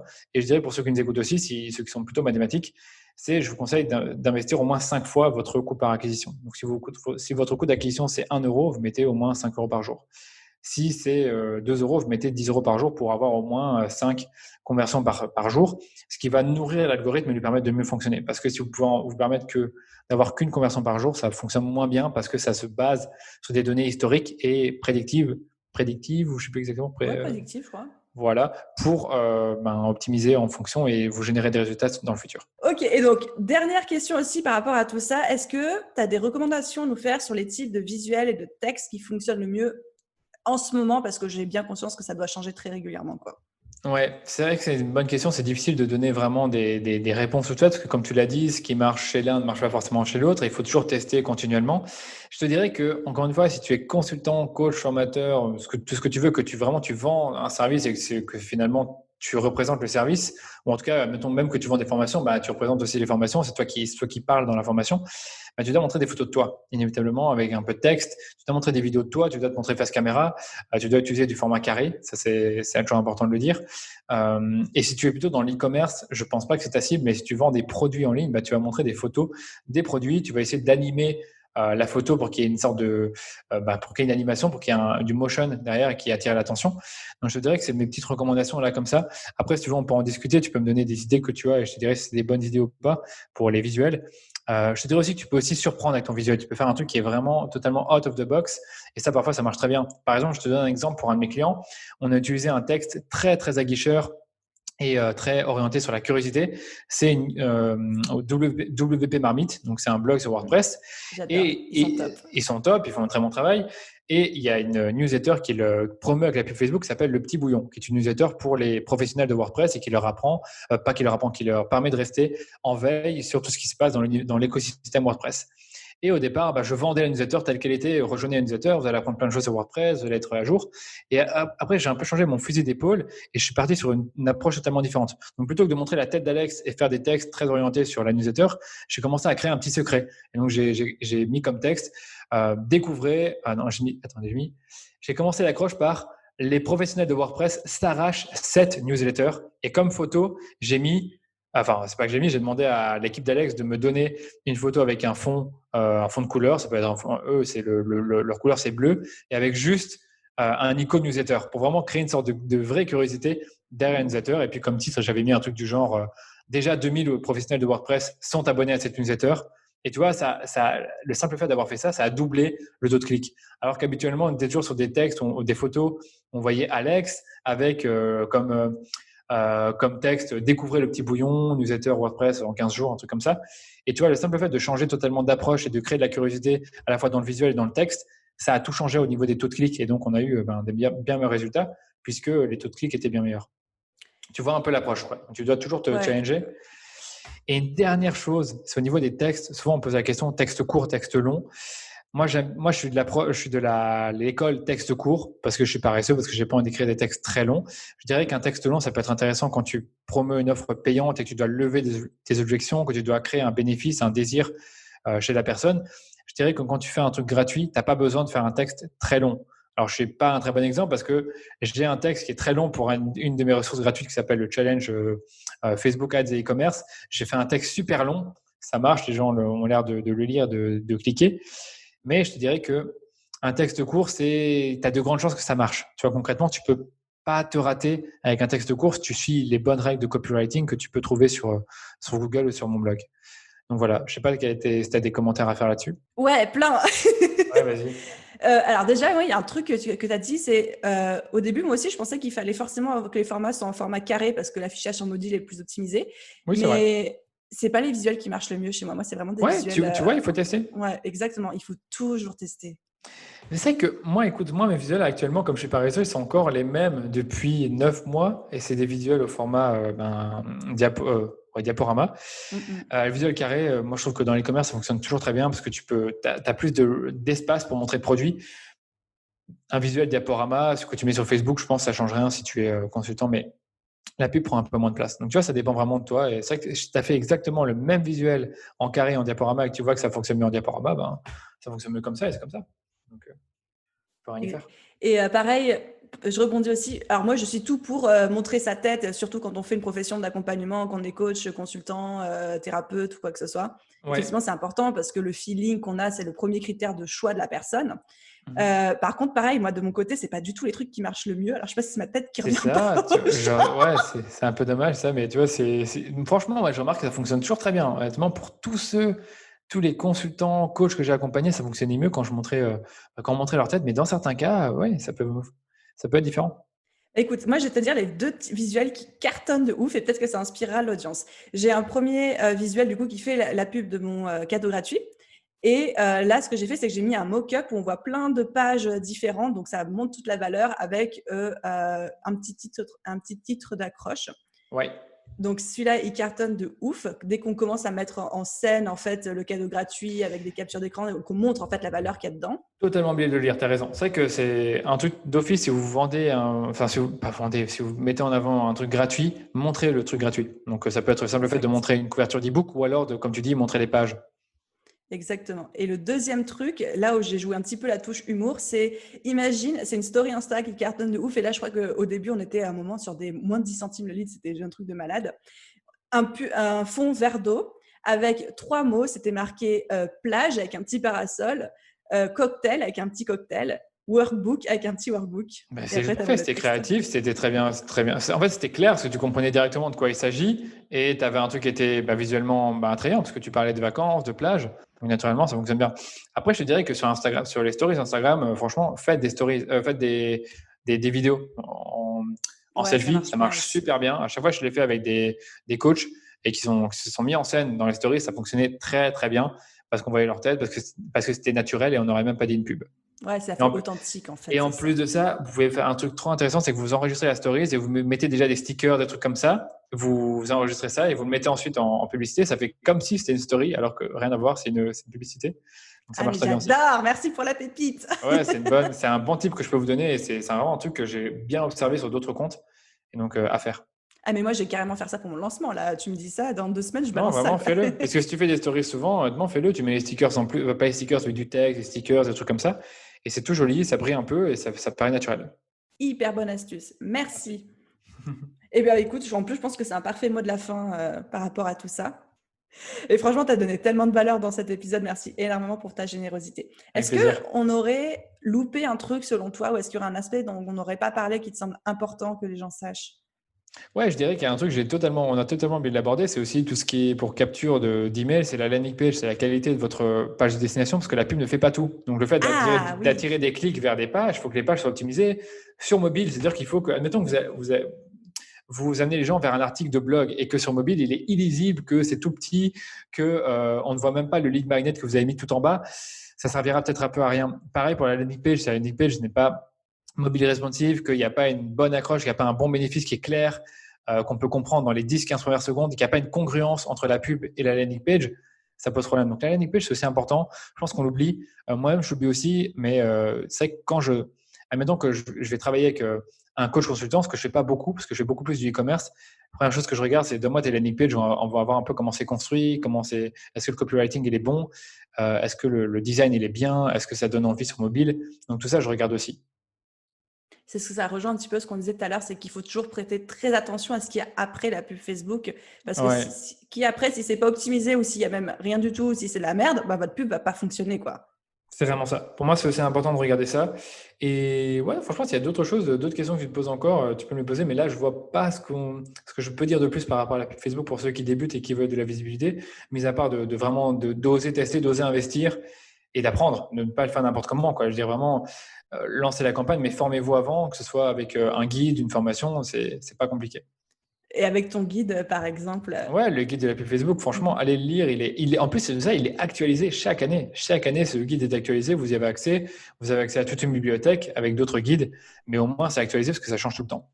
Je mettrai le lien dans la description. Mais ouais, j'ai envie de donner un conseil à tous ceux qui nous écoutent. Moi, je pense vraiment que c'est le genre de truc, la pub Facebook, et je regrette vraiment, où il faut se former soi-même, apprendre soi-même quand on a encore le temps, au moins pour maîtriser, tu vois. Parce qu'aujourd'hui, moi, mon consultant, il me parle de trucs et je comprends rien et je regrette de ne Ah pas ouais? avoir pris ce temps en amont. Enfin, il m'explique, tu vois. Mais je regrette de ne pas avoir pris ce temps en amont de moi bidouiller un petit peu pour pouvoir maîtriser, savoir, connaître un chouïa. Donc, C'est c'est bien, vrai. je C'est toujours trouve, bien de connaître un peu le vocabulaire. C'est vrai que, en fait, j'aime bien dire que c'est facile, mais en même temps, c'est difficile. C'est-à-dire que la plateforme, ouais, c'est loin d'être simple. Mais une la fois que tu l'as plateforme, elle est compris, affreuse, hein. On va pas se mentir. moi, je trouve qu'elle est bien. Moi, je trouve que Ouais, parce franchement, que non, tu bosses avec depuis des années. ouais, moi, je trouve que maintenant, elle est bien, elle a évolué, elle est devenue jolie et tout. Enfin, les gens ont un gros problème avec cette plateforme. Moi, je trouve qu'elle est bien. Mais non, je te jure, je trouve qu'elle est bien, elle est fonctionnelle. Avant, il y avait énormément de bugs. Maintenant, il y en a beaucoup moins. Et je trouve ça vraiment. Alors, j'avoue qu'ils ont un peu tout changé et que ça déconcerte les gens. Et même pour mes propres formations que j'ai actualisées il y a 9 mois ou 6 mois, il y a déjà une partie qui doit être réactualisée. C'est un peu chiant parce qu'ils ont changé des choses importantes, notamment sur l'installation du pixel. Ils changent beaucoup de choses, mais la plateforme est bien. Et une fois que tu l'as compris, elle est fonctionnelle et tu peux vraiment rapidement créer des campagnes et des pubs.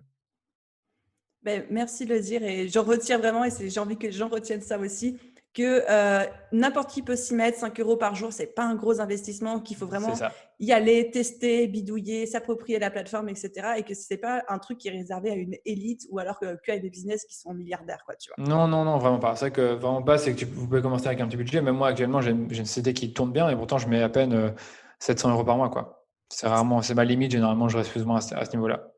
Ouais, ce qui est Qui est dans le monde de la raisonnable. pub Facebook, plus que raisonnable, quoi. C'est vraiment plus que raisonnable. Mais je pense vraiment que je vais augmenter mes investissements parce que je trouve ça tellement bête de ne pas en mettre assez. Mais comme toi, un peu, je me sens parfois, j'ai pas envie d'avoir trop de demandes, j'ai pas envie d'avoir trop de, comment dire. En plus, là, c'est un peu la période calme, donc j'ai pas envie de trop investir. Mais j'ai peur aussi que si j'investis trop, ben, j'ai trop de résultats et que j'ai trop de clients à accueillir ou alors de gens à gérer pour les formations. Donc, je fais attention à ça aussi. Bah après, je pense qu'il faut augmenter progressivement jusqu'à ce que tu trouves le tipping point, là. Et C'est puis, ça que je me dis, c'est ça que je me dis. Mais là, pour l'instant, ben, je peux pas te dire toutes les coulisses, mais on travaille sur comment dire, des process pour améliorer les formations, leur marketing. Et je pense que doucement, je vais un peu me délester du marketing et déléguer cette partie-là aussi. ça a l'air Mm. trop cool. Ah, il faut parfois, une fois que ça fonctionne bien, en fait, tu te concentres vraiment sur ce que tu peux apporter à tes clients, sur la vente, sur le contenu. Et tout le reste, en fait, tu essaies de déléguer, quoi. Et tu te concentres là où est ta valeur ajoutée, hein. Ouais, c'est vraiment ça. C'est vraiment ça. Ah, c'est un beau mot de la fin, ça. Malgré Ouais, bah, tout, clairement. l'essentiel en business, c'est de se concentrer sur là où est sa valeur ajoutée. Ouais, franchement, c'est vrai. Honnêtement, c'est hyper important. Et où est-ce qu'on peut te retrouver pour les gens qui sont complètement fans de toi après t'avoir écouté pendant Ah, une bah heure là? écoute, j'ai Instagram, je suis très présent sur Instagram. Non, je rigole, je rigole, je rigole. Non, surtout pas. Quand même, il y a des gens qui me suivent. Hein. Bon, allez, je Non, vais mais dire, franchement, allez le suivre sur Instagram parce qu'il j'ai manque besoin, de monde sur Instagram. j'ai besoin de monde sur Instagram. Voilà. En fait, j'y pense tout le temps et j'ai même envie de recruter quelqu'un recruter un consultant pour m'aider à booster les comptes Instagram. Mais plus sérieusement, site web, daniloduchesne.com, c'est là où tout se trouve, c'est le hub, c'est là où il y a le blog, c'est là où il y a le podcast et c'est là où il y a en bas de chaque page le lien vers mes réseaux sociaux. Et je dirais que c'est vraiment, vous voulez me retrouver quotidiennement sur les réseaux sociaux, allez plutôt sur LinkedIn et Instagram. Même sur Instagram, je mets quand même quelques stories. Tu mettras peut-être le lien des comptes dans les notes de l'épisode. Le podcast aussi, si vous voulez écouter un podcast, il y a un podcast sur le marketing qui s'appelle Le Rendez-vous Marketing, dans lequel j'interviewe des experts et on parle de tout ce qui concerne le marketing. Ça peut être Google, LinkedIn, Facebook Ads, tout ce que vous voulez. Vous n'êtes pas aussi orienté business en ligne comme toi, mais ça a le mérite de vous aider à comprendre des stratégies de marketing digital. Et je pense que c'est tout. Il y a aussi ma newsletter. J'ai failli oublier. 20 000 personnes sont dans la newsletter. Plus de 20 000, pardon, dans la newsletter. Donc, ça fait beaucoup quand même. C'est joli et ça donne envie de la rejoindre. Donc, franchement, allez-y. Et pour rejoindre la newsletter, c'est daniloduchesne.com/blog. Donc, vous allez voir qu'il y a un formulaire à remplir avec des ressources en cadeau, dont le guide de la pub Facebook. Voilà, j'ai tout dit. Je mettrai absolument tous les liens dans la description. Et encore une fois, je remets l'accent sur ton blog et tes articles qui sont tellement généreux, tellement concret, tellement utile que je me dis mais pourquoi ton blog n'est pas remboursé par la Sécu? Désolée de la blague. Merci. Écoute, sur moi, t'es faite beaucoup, mais on a déjà pensé à me donner des droits d'auteur avec ma société qu'elle me donne quelques droits d'auteur pour que je sois rémunéré pour mes articles. Mais c'est tout. Mais pour les articles, il y en a une bonne centaine, les amis. Il y en a 120, un truc comme ça. Et il y en a une grosse moitié qui sont encore actuels, qui sont vraiment actualisés, qui sont à jour. C'est-à-dire qu'il y a des articles qui sont un peu moins à jour. Mais moi, je donne un point important à mettre à jour les articles quotidiennement, enfin pas quotidiennement, que je le dis, chaque mois, parce que c'est important. Mais c'est surtout tes articles. Tes articles, c'est pas des articles de 800 mots, quoi. Tu vois, c'est ça que je veux dire. Non, c'est souvent 3000. C'est souvent 3000 mots pour ceux qui nous écoutent. Enfin, tu dis gratuitement des informations que certaines personnes ne se gênent pas pour faire payer, quoi. Ouais, non, c'est vrai. Franchement, par exemple, il y a un article qui s'appelle Comment créer un compte business manager, et j'explique vraiment dans l'article, c'est tout ce qui est là. Il y a des consultants qui vont vous facturer peut-être 200, 300, 400, 500 euros pour vous installer Business Manager alors que vous pouvez l'installer tout seul en lisant l'article là. Donc, t'imagines. Mais allez, tout le monde sur le blog de Daniel, là, faites péter l'hébergement. Exactement. Ça va, on a de la bande passante. On peut assumer facilement 200, 300 visiteurs par simultané, donc il n'y a pas de souci. Génial. Encore un immense merci pour ton temps, ta générosité et tout ce que tu as partagé. Et puis, à très vite, j'espère. À très vite, Aline, et que tout aille bien pour toi. Merci. Salut. Et voilà les amis, j'espère que cet épisode de podcast vous a plu. Il était bourré de pépites, de valeurs. Je vais rédiger l'article de blog qui va avec. Donc si vous avez besoin de revenir sur certains détails ou que vous n'êtes pas sûr d'avoir entendu absolument tous les éléments ou qu'il y a un nom qui est un petit peu passé à la trappe, surtout n'hésitez pas à aller consulter l'article. Je mettrai le lien directement dans la description. Si cet épisode de podcast vous a plu, n'oubliez pas de laisser une note, un commentaire si votre plateforme d'écoute vous le permet. Quant à moi, je vous souhaite une magnifique journée, soirée, nuit, après-midi, où que vous soyez. Et je vous dis à très vite dans un prochain épisode de podcast. Bye bye.